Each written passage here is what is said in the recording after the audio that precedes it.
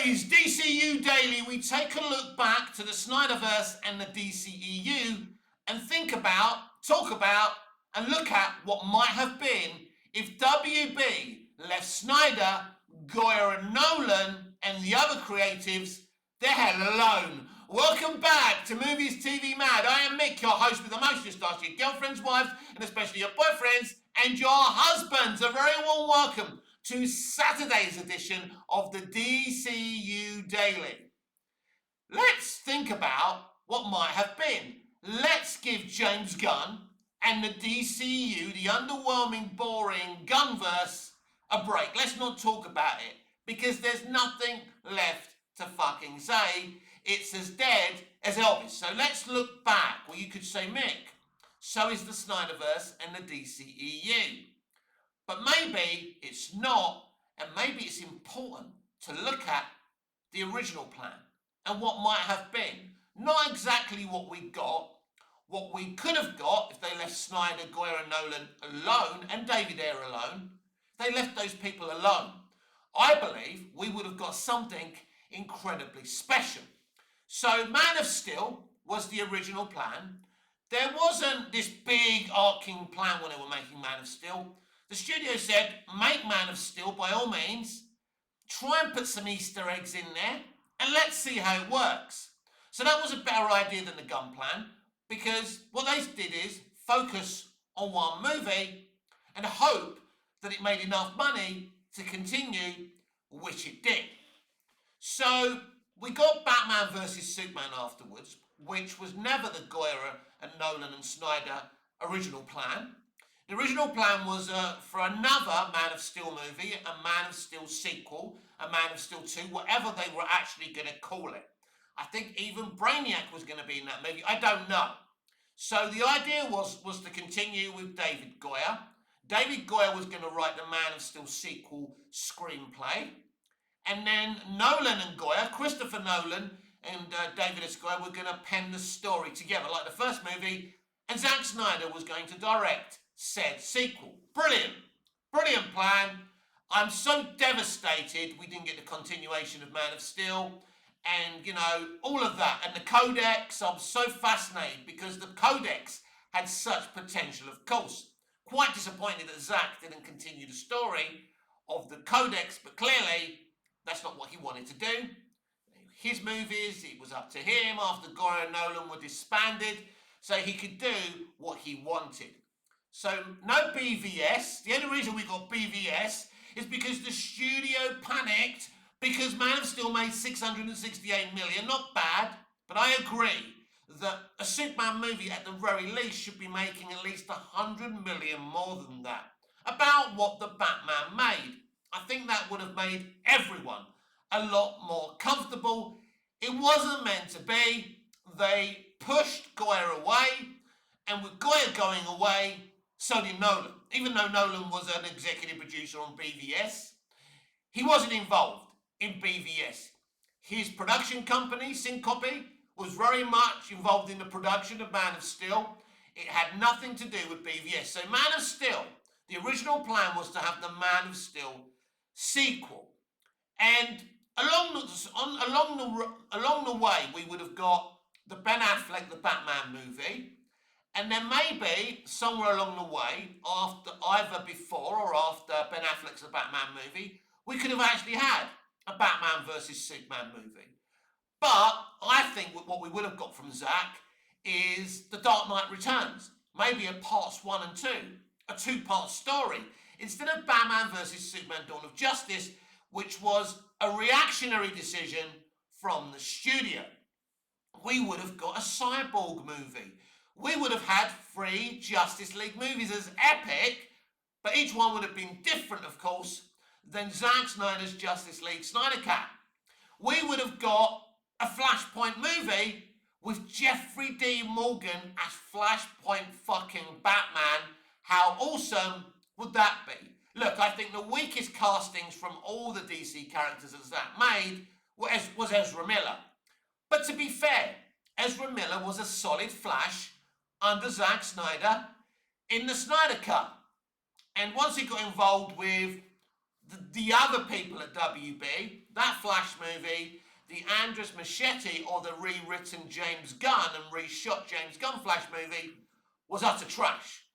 So I think that Ezra Miller is a really good young actor. He's obviously very messed up. So I think under Zack Snyder, he could have been a great Flash. And he was. In the Flash movie, he was a lot better. It's like Gal Gadot. When Zack's not directing her as Wonder Woman, she's shite. When Zack's with her and influencing her as a director, she's absolutely a fantastic Wonder Woman.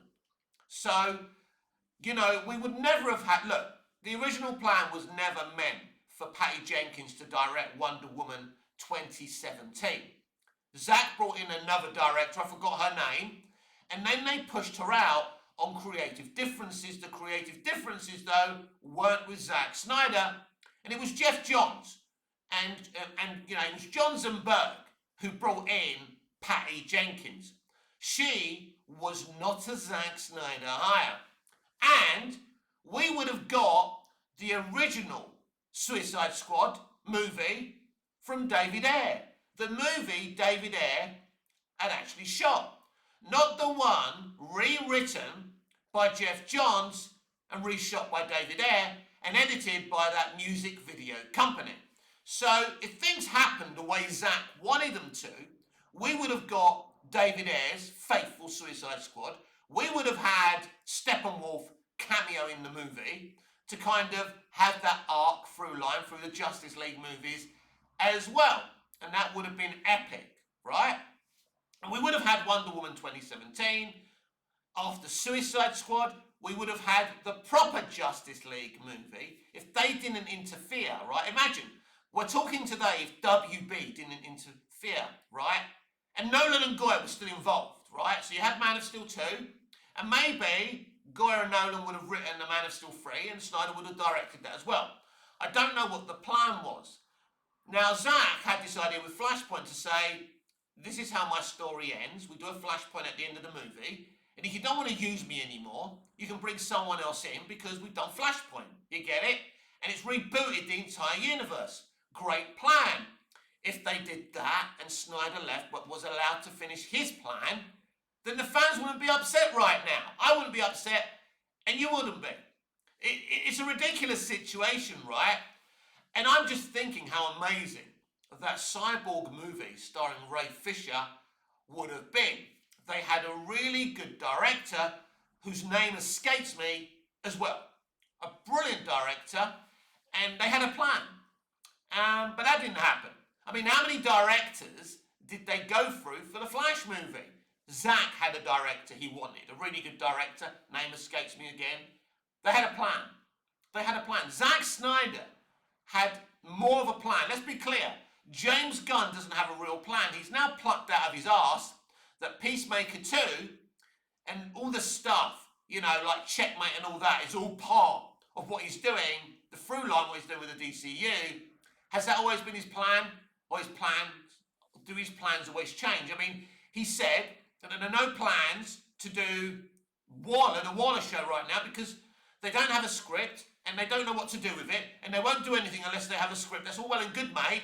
But if you can't even fucking churn out a script for Waller, a show about Amanda Waller, a basic human being character, an amazing human being character played brilliantly by Viola Davis.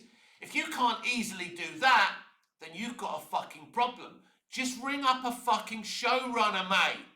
That's what your streaming shows need, showrunners. You are a moderate film writer, director. You're not a TV guy, James. You can't do it. You don't know what to do. Bring in a fucking showrunner. Peacemaker 2 would have been better for it, but I admit Peacemaker 1 was quite good. But Matt Reeves, he brought in a showrunner in Lauren LaFranc because he knows he's not a TV guy. He's a movie guy. So Reeves was there with her, overseeing it, because it's basically they took a chunk from his Batman 2 script, which is the Penguin arc, and put it in that Penguin series. I think that leaves the Batman 2 with a problem, by the way, because you pulled out a chunk of a movie. What do you do? Leave that part bare in the movie? Do you replace it? And if you're doing that, you're having to force yourself to replace what you've taken out. So that could be problematic for the Batman 2. And I'm sure we'll be having plenty of conversations about the Batman 2 in other videos. So Zack had a brilliant plan. He had a beginning, middle and end. He had a plan for another 2 Justice League movies. As I say, Flashpoint, Cyborg. And I'd be very interested what kind of Wonder Woman sequel, if he ever had a plan for a Wonder Woman sequel. He ever did. But he had great plans for Wonder Woman. He was very passionate, Zack, about Wonder Woman. But Goyer should never have been forced out because he was part of the Man of Steel side of things. Because it was his idea to do Man of Steel the way it was, make it a first contact story, which was a great concept, right? So he would have remained if the studio didn't interfere and panic after the box office for Man of Steel. And 670 is solid. It's solid. It's not brilliant. It's not great. They did spend a lot of money in the movie. You can see the money that's been spent on Man of Steel. It's fucking outstanding. Now, I can't see where the money was spent for James Gunn's Superman. I'm assuming all the money went on the Fortress of Solitude. That would have cost a lot of fucking money. But apart from the Fortress of Solitude, which I really love, by the way, it's the only thing, one of the few things I love from James Gunn's Superman movie, you don't know where the money went. You look at the movie, and it looks cheap and fucking tatty. The shots look cheap and tatty. Snyder is a beautiful director because he has pride in his work. He uses CGI. I'm not a fan of CGI anymore. I used to be obsessed with CGI. And I would go after anyone who criticised CG. Now I hate it. I want it gone. I just want it used to touch up physical effects. I want to see the return of matte paintings. My film, Saving Judy Garland, will have matte paintings. I'm even getting a bunch of talented young men and young women to rebuild the original Technicolor camera they used to shoot The Wizard of Oz. And the Technicolor camera, I'll quickly bore you about this because I'm obsessed with the original Technicolor cameras, they were fucking bigger than the IMAX cameras, and they're fucking big. And it was partially kind of a black and white camera, and what they did, they put colours, colour filters. It's very complicated, but we're getting one built for this movie, and I'm very, very excited about that. Saving Judy Garland, I promise you, is going to be a fucking fantastic movie. Even if you're not interested in Judy Garland and The Wizard of Oz. Anyway, back to the subject at hand. So basically, right, Zack Snyder had more of a plan than James Gunn. He had a better plan than James Gunn. I still, when I think about the possibilities of a Man of Steel 2, when I think of the possibilities of Ray Fisher in a cyborg fucking standalone movie, I think fucking wow, because we saw the potential of it and how Zack sees the cyborg universe. Zack, I'm sorry if you don't like Zack Snyder, but Zack got it. Yeah, Zack broke some canon. He has some crazy idea about Batman and Lois Lane having sex and having an affair. And look, the studio said to him, sometimes you need someone to say to Zack, no mate, you know, Zack can have some crazy ideas. Personally, I wouldn't have been against that, but we know what comic book nerds are like. We know what fans of cape shit are like. They're unreasonable. They don't like canon being broken. I mean, they were going ballistic every week when Smallville was coming on and breaking canon. I think Smallville's canon changes were also really good and better than what was in the comics anyway. To have Lex Luthor be in Smallville, living in a fucking castle, is a fucking brilliant idea. And being friends with a young teenage Clark Kent. It's a fucking brilliant idea because you know one day they're going to be fucking enemies. That blew my fucking mind. So changing canon isn't a bad thing. But I don't think Snyder really fundamentally changed canon. I don't think that David Goyer's Man of Steel fundamentally changed canon. But changing canon's fine.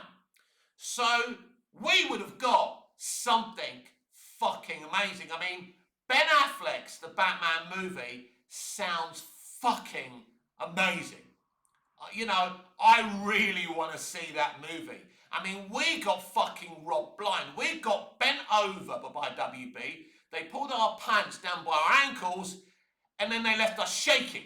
and shimmering afterwards. I mean, what happened was disgraceful, let alone the lies that Zack Snyder and Joss Whedon were best mates.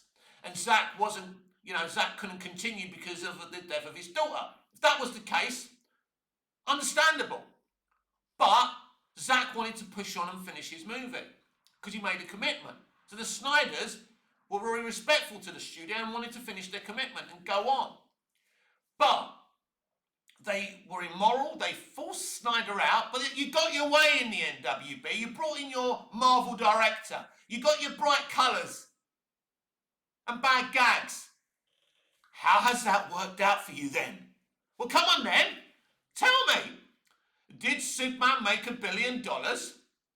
Was Creature Commandos the most viewed streaming animated series based on a comic book ever viewed? No, no, no, and no.